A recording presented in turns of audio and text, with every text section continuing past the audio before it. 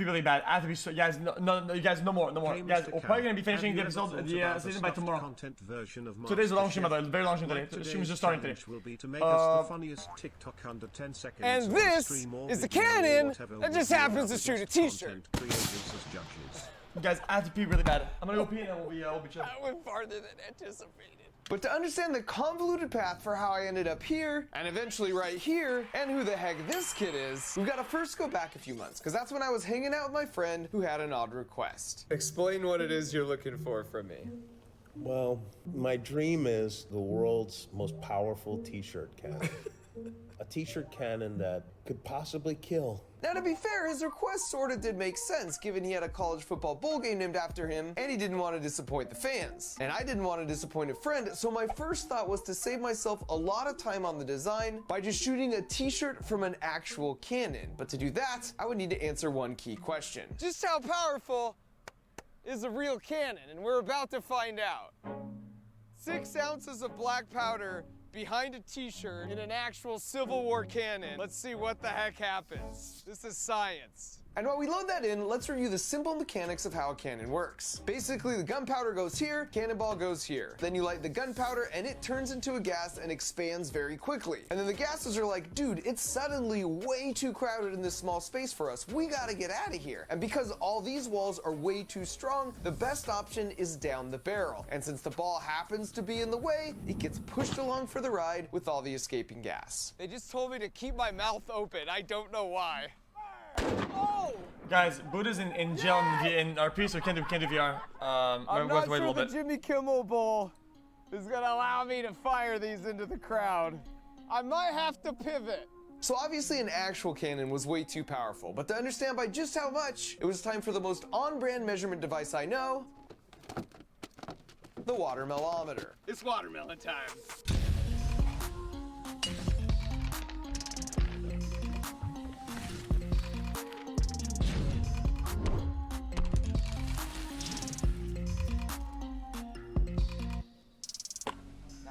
So while we enjoyed the fruits of our labors, I was already thinking of a plan B, and I knew just where to turn. This is Anthony. He was being interviewed by the local news because he invented a really cool ventilator made out of Legos. Right here, there is area for a oxygen tube. So after he explained how it works, they asked about his future life plans. I want to be a mechanical engineer, and what would be amazing is if I would be able to do a co-op or something with the YouTuber Mark Rober. With who? The YouTuber Mark Rober.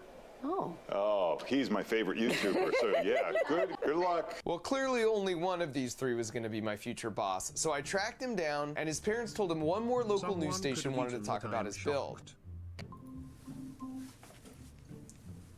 What's up, Anthony? I have an engineering challenge that I need some help on. Are you my guy? Yeah, sure, yeah. You know, have you ever seen in a game they have like cute. t-shirt cannons? Yeah. I thought it would be cool to make the world's largest, most powerful t-shirt cannon for like a local high school game here. And this was a bit of a white lie. My real plan was to get Anthony to design it for me, then he would attend what he thought was an ordinary football game, then I would surprise him by showing up and telling him it was time to fire his creation in front of 50,000 people. But first I needed his idea, so we started riffing on how we could design this thing. This back section we could kind of fill. And then you have a giant pressure tank back here. It'd be funny if, I don't know, there was like a chariot beside it that held like a giant air tank in it. So that, maybe in like that, we could hide it or something, right? Yeah. That's kinda All cool. right, pal. It's really great to meet you. Oh, he's got a I'll cool talk to you soon, okay? Okay. We got the same chair? And now that I knew what Anthony had in mind, all we needed was a 10-second build montage to make the thing.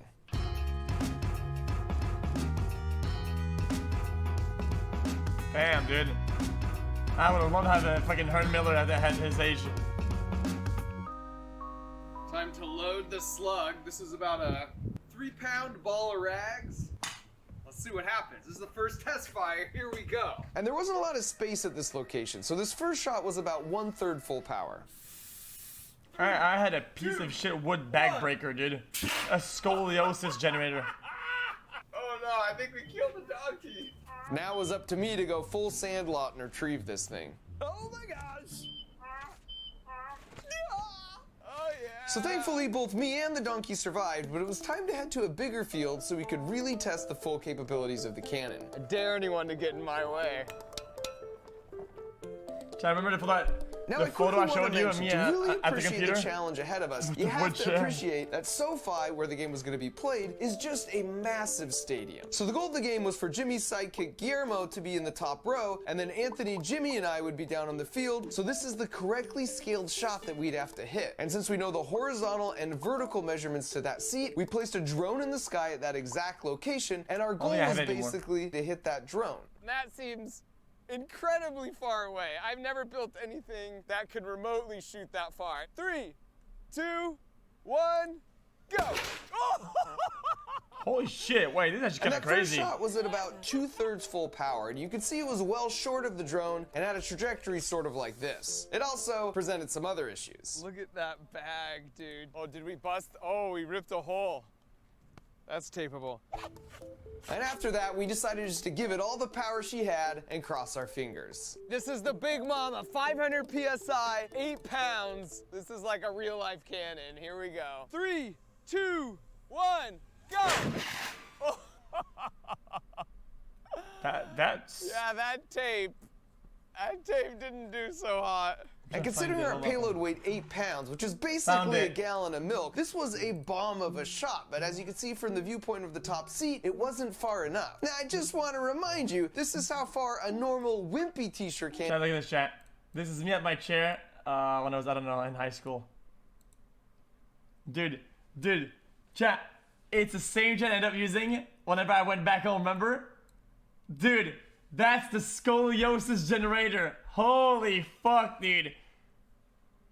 Dude, I had back pain for a month using it. One shirt, whereas our cannon was shooting the equivalent weight of 25 shirts at this trajectory, and yet it still wasn't going to cut it. And so we stayed there the whole day, and there were a bunch more tests I won't bore you with, but the punchline was that no matter what we tried, we couldn't make it to Guillermo in the top row. So I had to call Anthony to give him the bad news and try and figure out what to do next. What's up, Anthony? How's it going, buddy? It's been going really good. And lucky for me, he'd been hard at work. Yeah, really busy. Damn, so we got look at that. And for the first issue of the bag ripping, 10 years later, we replace our canvas bag with something stronger.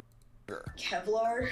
He had another suggestion to protect our bag, though. Something to produce drag, like a parachute. And then he went on to tell me how he'd anticipated this would be an issue, which is why he'd spent the last 2 weeks designing, building, and testing a system that could release a parachute after a prescribed time delay, and that's when I realized he would be my boss sooner than I first anticipated. Next, he told me 3 modifications to make it shoot farther, but before I tell you how he was exactly right, we need to review how the t-shirt cannon actually works. So it's the exact same principle as the real cannon, but instead of using gunpowder to make it explosion to make it all super crowded with gas, you take a high-pressure tank like this and put some of that high-pressure air into this accumulator tank. And then once again, all the gas in that tank is like, it's way too crowded, we gotta get out of here. So when you open this valve, it's a mad dash down the barrel, and the t-shirt just happens to be in the way, so it goes for the ride just like the cannonball. And this is the same principle as shooting a spitball with a straw. It's the same principle that powered my Nerf gun, my Super Soaker, and pretty much any system that uses air to launch stuff. So his first suggestion was a bigger tank, and this makes sense because it would sustain the force on the t-shirt instead of like with a small tank where you just get a brief poof. Chat, why not use the entire first tank as the accumulator and the reservoir and just go... He went on to mention his second idea. Or like a longer barrel so it can really get up to speed. And this is also true, which is why rifles shoot faster bullets than handguns. And his third suggestion was to increase the size of the connecting tube here. So instead of necking down, you can just have it go straight to the final diameter. And that means there's no traffic jams as the air rushes out, which means it can get out faster. And so after that call, we went back and pretty much instituted all of Anthony's suggestions in some form or another. And I was feeling like we were back in the game. And so after another full day of testing, this is where we stood. 8-inch cannon, 13-pound mortar with the parachute, 500 PSI. Roll the drone, here we go. Fire! Parachute! The big bomb! We basically shot nearly 2 gallons of milk over a 30-story building, and it traveled for 2.5 football fields, which put us way beyond the Guillermo spot. Plus, Anthony's parachute system kicked in at just the right moment, so his Kevlar bag landed in pristine shape. And by the way, You might be wondering what's in this massive bag. Well, the world's largest t-shirt cannon naturally should shoot the world's largest t-shirt. Probably. I haven't looked it up, but this has got to be the world's largest. Look at this thing. So the next step is to actually head to SoFi and show this to the lawyers and see if they'll let us shoot it. And right off the bat, the lawyers were like, yeah, you're gonna have to use the smaller barrel and payload. 'Cause of like safety or something, I don't know. The goal is to bomb a t-shirt from right here, literally, to the very last seat in the nosebleed section of the stadium. Thanks to Anthony's work, never again will the fine folks in the nosebleed section be robbed of an amazing t-shirt. So we decided to start at 1/3 power in an attempt to shoot a shot like this, and then we could work our way up. But that is not what happened. Oh my gosh! Where did it go? Anthony, what have you done? Out of the park, baby! And not being sure if that was a fluke or not, we tried the same power level again, and this time we dude perfected the crud out of it. Oh! Yeah!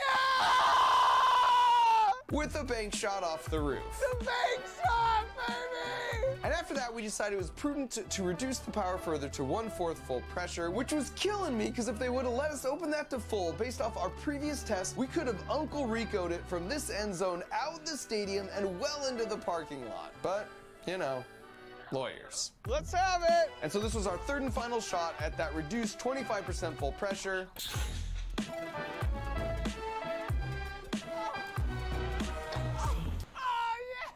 We literally just hit the back I guess the off chance that the payload goes headshot at max power on somebody's face and that perfectly accomplished our objective down to a few inches, which was a huge weight off my shoulders because I felt like we were locked on Anthony's design, and I remember my first experiences with engineering, and I really wanted this to be a grand slam for him. And so after a few last-minute cosmetic modifications, game day had arrived. And as the team started warming up, the stands started filling up. Okay, we just received word Anthony is on the premises, but he's not in his seat yet, so it's time for me to go incognito. And to do that, I needed a prop borrowed from my buddy Adam Savage. It's a beard, but it's like glasses. Friggin' beard glasses. Pretty cool. Stealing my cameraman's hat. Look like an ice road trucker. Oh yeah. You can't even tell that's me. I'm more nervous, I think, about the surprise than I am about actually firing the cannon. There they are, they just sat down. All right, let's do this. We're sneaking up behind Anthony. He's in his seats right now. He has no idea what's going on. This is hands down my favorite part of this job. I love a freaking good surprise. Here we go.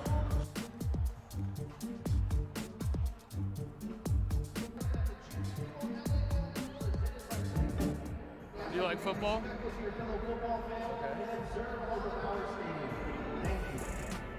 What's up, buddy? You like my beard disguise?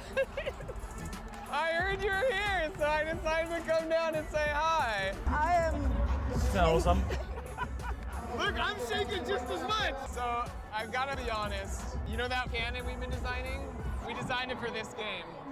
And at halftime, you're going to go out with me and Jimmy Kimmel, and we're going to fire it in front of 50,000 people. And then the teams came back out on the field, and the game began. And as the quarter progressed, the anticipation was building. You got anything else planned for us that we should know about? I do. We built the world's most powerful t-shirt cannon. It is an enormous, very, very powerful projectile device, and we're going to do that at halftime. And so with halftime just around the corner, we went to check out his creation. What do you think, buddy? That looks amazing. And I had to explain that because of his help, we couldn't go more than 25% full power. We could crank it all the way up to 550, but that's how you bomb it out of the stadium. That's how you break a window. Yeah, that'll break a window. I'm really excited. You excited? Me too. Are you nervous? Yeah, definitely. I like Jimmy Kimmel more than Jimmy Fallon. All right, buddy.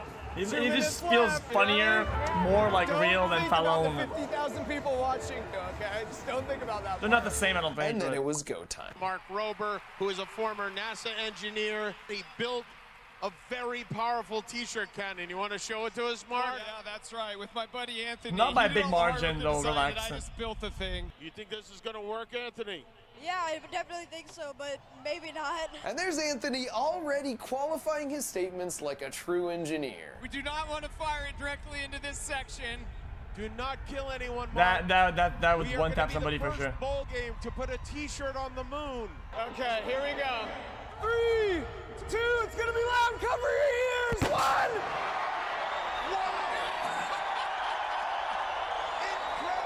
Through the roof. I've been told we've been out of the stadium. We went out of the stadium. Well, that was very exciting. Thank you, Oh. Mark. Yeah, you're welcome. Good job, buddy. We did it. What'd you think? That was insane. That was all you, pal. Good job. Thanks, Jimmy. And so even after doing our best to appease the lawyers at 1/4 power, Anthony just noped it right out of the park. So after that, we went back and enjoyed the second half, as I just hoped he would remember this experience for nobody a gets the really t-shirt long then. time, so that I could at least have a leg up one day when I apply to work for his company. Oh. 9 years ago, I had an idea for a simple Halloween costume, so I used my nights and weekends to develop the idea, and then we launched it and made our money back in like 8 hours. And I remember thinking how crazy it is that we live in a day and age where you can have an idea for a thing and then make the Guys, thing. it was a good and video. sell It was to his video anyone too, in so I'll the watch the ad, world it's fine. in such a short amount of time. And the reason that's so easy now is because of people like my friends at Shopify, who happen to be supporting this video. So the way it works is you get to do the creative fun part and come up with the idea and make the thing, and then Shopify simplifies all the other stuff you need to do to sell it, like register the domain, create the website, take credit cards, even tools to help you market to get the word out. And full disclosure, my love for Shopify runs deep and starts with their CEO, Toby, who you might recall was the top donor for both Team Trees and Team C's. Plus, my own merch store, markrober.com, runs off Shopify, so I've been a happy customer for a long time. So if you want to start on your path of turning an idea into a side hustle, into a main hustle, check out shopify.com/markrober, use the link in the video description, and get a 14-day free trial. So thanks to Shopify for being the best, thanks to the T-shirt cannon for not causing significant property damage or bodily harm. Watching the ad, and thanks because it's just general courtesy. Okay. Guys, some YouTubers spam uploads. Some YouTubers don't. Some YouTubers actually spend time making videos, and as somebody who just reacts to them, it's kind of cheap, and I want to fuck them over too much. I like watching the videos. I think the least we could do is watch the ad that is included in the video for their videos to fucking continue thriving if they take the time to make a fucking piece of content. I think it goes both ways, and I think it's about respect for others, man. It is what it is.